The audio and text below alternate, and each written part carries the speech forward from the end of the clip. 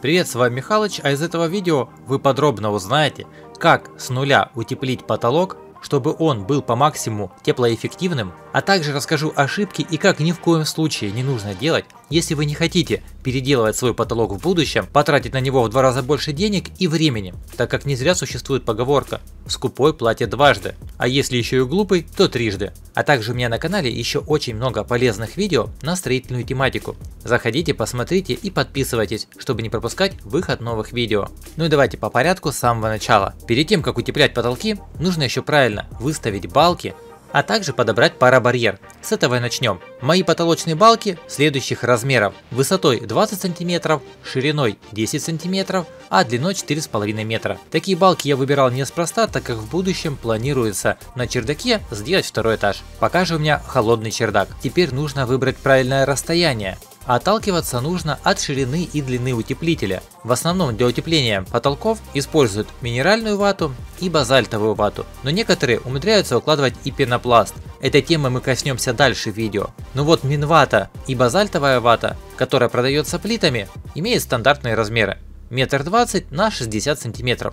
Поэтому расстояние между потолочными балками нужно делать 59 см, чтобы утеплитель плотно между ними вошел, не было никаких щелей, а собственно в будущем зимой не было мостиков холода. А главной ошибкой, которую допускают при укладке потолочных балок, это то, что размеры не выдерживаются. В основном промежутки между балками делают намного больше, дабы сэкономить на материале. Но затем проблем еще больше. Во-первых, куски утеплителя придется резать, а порезка базальтовой и минеральной ваты – это то еще удовольствие. А во-вторых, когда выдерживается размер в 59 см, то вставляя утеплитель, он плотно держится между балками и несет минимальную нагрузку на парабарьер, прибитый снизу. И поэтому снизу обрешетку можно делать с большими промежутками. И вот здесь как раз можно сэкономить. А когда размеры большие, то весь утеплитель будет лежать как раз таки на обрешетке. И доски у вас идет в несколько раз больше. Теперь давайте разберемся с парабарьером. Во-первых, для чего он нужен и можно ли его заменить на пленку? Парабарьер несет две функции. Во-первых, он не пропускает пар из помещения вверх в утеплитель, а с другой стороны, влага, которая может конденсировать и накапливаться в утеплителе, будет выходить наружу через парабарьер помещения, что позволит всегда держать в сухости утеплитель, так как минеральная базальтовая вата склонны к накапливанию воды в утеплителе, что сводит на нет их теплоизоляционные свойства.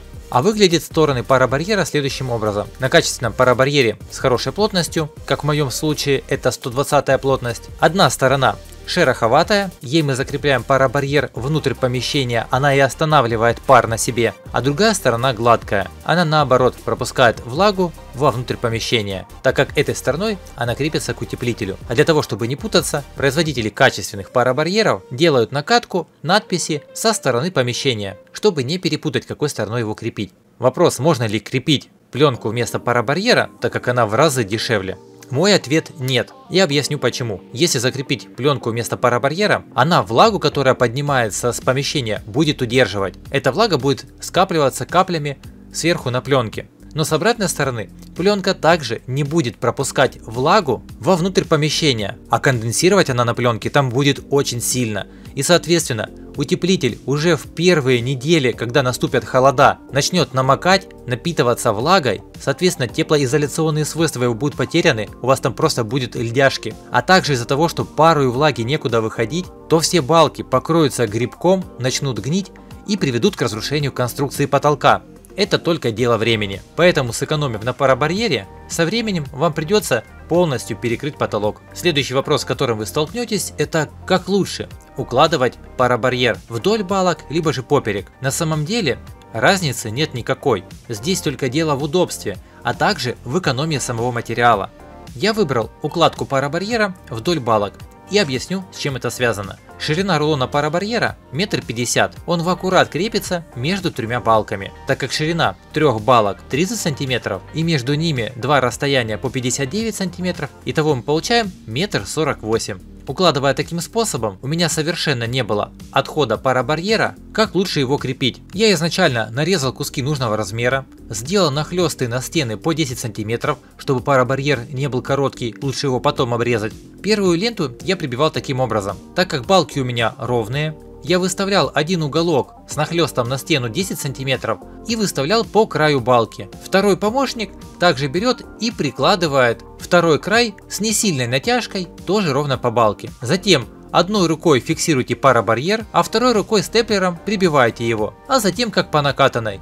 Одной рукой подтягиваете четко по балке, делайте хорошую натяжку, парабарьер не должен сильно провисать, но и не максимальную, чтобы он у вас не вырывался на скобах. И ровно по балке, ведя одной рукой парабарьер, а второй прибивая степлером, мы получаем ровную и хорошую натяжку. Затем становимся по центру комнаты, оттягиваем парабарьер в сторону и прибиваем степлером. Расстояние между скобами должно быть около 30 см. И пробиваем одну сторону и вторую, идя от центра. Ну и последнюю балку мы также прибиваем с центра в стороны. Таким образом, если даже получились какие-то небольшие морщины, то мы, натягивая парабарьер, легко их разглаживаем. И еще, как вы заметили, степлер не всегда пробивает хорошо, хоть ручной, хоть электрический. Поэтому лучше всего затем скобы простучать молотком. Так будет намного надежней. И также я крепил последующие полосы. Посмотрите, снова дал нахлест, выставил по балке, ровно пробил, затем пробил центр, как и на первой полосе, ну и затем самый край в натяжку четко получается с нахлестом около 10 см на предыдущий лист парабарьера. После того, как парабарьер полностью закреплен, нужно обязательно проклеить его швы, а также можно заморочиться и проклеить сами скобки, если вы делаете для себя. Так как скобки из-за того, что будет скапливаться пар под верхом, будут со временем ржаветь. Если будет зашито гипсокартоном в будущем, то ничего страшного. А если будут натяжные потолки, то ржавые капли могут испортить вам весь вид. Для швов продается специализированный скотч. Он очень крепкий, но и очень дорогой. Чем его можно заменить? Здесь два варианта. Либо же купить фольгированный скотч. Он также не дешевый, но он очень хорошо приклеивается. Либо же армированный сеткой скотч. Он тоже достаточно крепкий. Я, собственно, его и выбрал и проклеил весь парабарьер. А вот по краям к стенам я проклеивал специализированным скотчем. Он больше чем-то похож на битум. Он отлично приклеивается ко всем поверхностям, а нужно это для того, чтобы по краям возле стен пар не проникал в утеплитель. Дальше нужно сделать подшив у потолка. Я использовал доску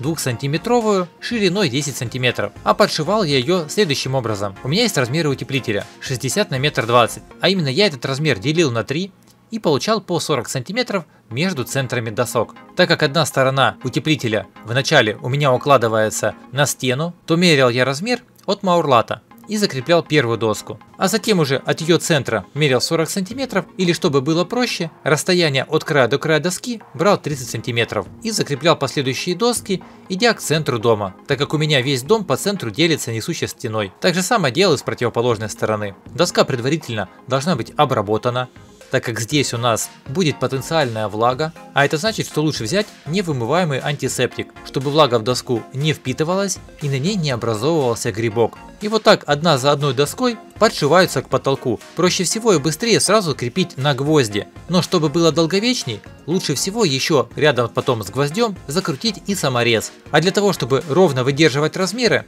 мы отрезали два кусочка доски по 30 см, в центр их вкрутили по саморезу, он выступал в виде ручки, прикладывали между досками и пробивали доски гвоздями. Все получалось идеально ровно и быстро, чем каждый раз прикладывать рулетку и выставлять четкие размеры. Но теперь работа самая интересная. Она не такая сложная, но очень пыльная и противная, а именно укладка минеральной ваты. Вот здесь сразу вкратце расскажу о видах утеплителя и почему я именно выбрал минеральную вату, это стекловата. В плитах, а не приобрел базальтовую вату, либо же вообще не укладывал пенопласт. Начнем от последнего. Пенопласт в принципе не рекомендуется никакими производителями для утепления потолков, особенно в жилых помещениях. Во-первых, он сам по себе токсичен, его можно использовать только снаружи помещения, на фасадах. Во-вторых, не дай бог пожар либо возгорание, горящий пенопласт внутри здания будет выделять токсичные газы, что приведет быстрее к отравлению и смерти, чем сам пожар. Я думаю, с пенопластом все понятно. Что касается базальтовой ваты, почему я не выбрал ее? Во-первых, также не экологичность. Для тех, кто не знал, то базальтовую вату изготавливают из вулканических пород, а чтобы их растопить, добавляют добавляется фенол. Собственно, то же вещество, которое есть в пенопласте. Потолки у нас находятся внутри помещения, и это также токсично. Это раз. Несущественно, но теплопроводность у базальтовой ваты выше, а соответственно эффективность меньше. В-третьих, стоимость. Базальтовая вата намного дороже, чем минеральная вата, потому что она более плотная и материала уходит на ее изготовление намного больше. Ну и в-четвертых, дело в этой же плотности. Из-за того, что базальтовая вата очень плотная, она практически не меняет форму под воздействием давления. А это значит, что если ваши потолочные балки имеют небольшие неровности, то базальтовая вата их не закроет, и у вас останутся щели. А вот минеральная вата, так как она более мягкая и лучше принимает форму, четко примет неровности балки и зазоров никаких не будет. Ну и в-пятых, если вы промахнетесь размерами между балками хотя бы на сантиметр, то вы уже базальтовую вату между балками нормально не всунете, придется подрезать. А минеральная вата войдет с легкостью. Размеры моей минеральной ваты 1,23 м на 61 см. Как я и говорил, я делал 59 см, соответственно по сантиметру с каждой стороны вата ужималась и плотно входила между балками. Так как хоть я и заказывал дерево на проверенной пилораме и практически большая часть балок была без обзела, но все же на некоторых, как вы видите, обзел попадался. И вот минеральная вата отлично повторила форму этого обзела. Я имею в виду место от обзела. Обзел обязательно мы на балках удаляем, так как древоточащие насекомые, короеды, они заводятся в обзеле, в коре, а не в самой древесине. И таким образом мостиков холода, либо каких-то щелей между балками и ватой у меня нет. А укладывается вата следующим образом. Сначала мы берем и укладываем ровные листы вплотную к мауэрлату, а уже второй ряд мы укладываем в шахматном порядке. Что для этого нужно? Берем и разделяем лист в длину напополам, и второй ряд начинаем с этой половинки. Соответственно, мы каждый стык на первом ряду перекрываем целым листом второго ряда, тем самым полностью исключаем промерзание и попадание холода в помещение. Также еще несколько нюансов по укладке ваты. Так как балки выставлены были достаточно ровно, то видите, что я вату ужимал совсем немного, она просто ровно укладывалась. Так и должно быть. Таким образом, вата будет вести себя максимально эффективно. Если же сильно сжимать вату, например, размеры вы не учли и сделали уже, то в местах излома и сильно сдавленной ваты будет у вас промерзание. Поэтому в таких случаях вату придется вам под уровень либо же правила подрезать по размеру. Вата использовалась толщиной 10 см, так как я говорил, что балки мои высотой 20 см, то здесь четко в высоту у меня влазит 2 плиты, и данная вата имеет минимальный коэффициент усадки. Это, кстати, плюс этой ваты, а также базальтовой ваты, что они слабо усаживаются, так как есть еще рулонная минеральная вата, которая самая дешевая, но ее я бы не советовал использовать, так как, во-первых, рулоны вам придется распускать по размеру, и рулонная вата абсолютно вся со временем дает усадку до 30%. Соответственно, из ваших 20 см утепления с годами получится 15 см. Так что дешево не всегда есть хорошо.